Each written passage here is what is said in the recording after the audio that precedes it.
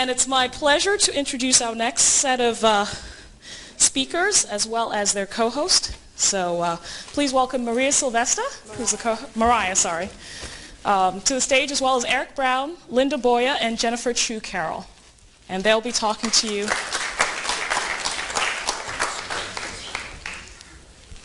Yeah, they'll be talking to you about Watson wins. You've all heard about Watson, right? Yeah. So I'll leave Mariah to it. Excuse me.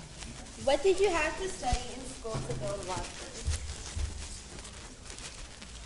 I can answer that question from my perspective, which is probably a very different answer than you're going to hear from Eric and Jennifer. I actually studied marine biology in school. That's what I went to college for. And I learned most of what I needed to work on the Watson system from my job at IBM. I've worked on other technologies like speech recognition and machine translation and natural language understanding as part of my career at IBM, not actually as my initial field of study. But I do have a computer science background as well.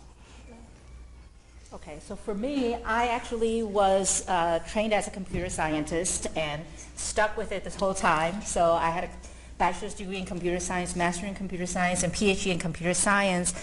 And as part of my master's and PhD, I specialized in natural language processing, which, as we'll come to later, is a very important field in Watson because it's involved in how to understand, how to make computers understand language, basically. Well, and for me, actually very similar to Jennifer, I also was a computer scientist from the beginning, both in undergraduate and graduate school, and my specialty was something called information retrieval, which today you can think of as web search, and it's all about how to find documents that are relevant to answer questions for what you're looking for, so very relevant to actually building Watson. What would you like Watson to be able to do for you? What would I like Watson? I would like Watson to be able to be my personal assistant that...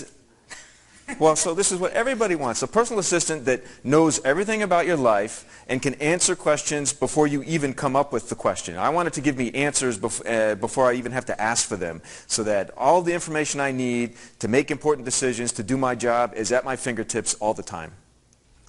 I think that's probably, that probably stands for all of us. Okay. Are there any funny answers from Watson? Funny answers? I'll start with one recently. We're working on adapting Watson to medicine. You're going to hear about that in a little bit. And as we were going through analyzing some of the answers that Watson came up with the question had something to do with how do you treat puncture wounds.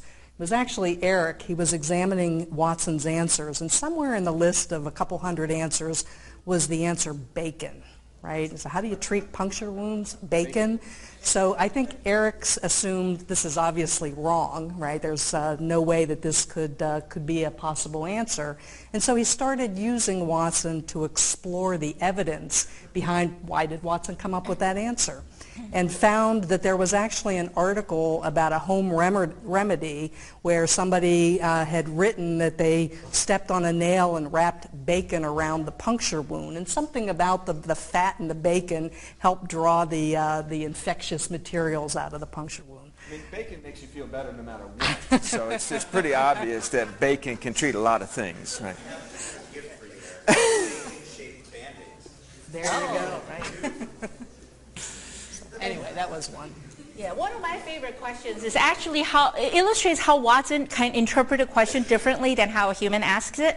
So the question is about who's the first female astronaut in space. And the correct answer is Russian astronaut Valentina Tereshkova.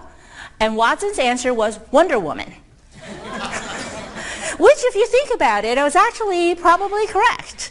So we actually very much like that answer. We were disappointed when Watson actually got better and actually started giving the correct answer as the answer. And last but not least, does Watson think?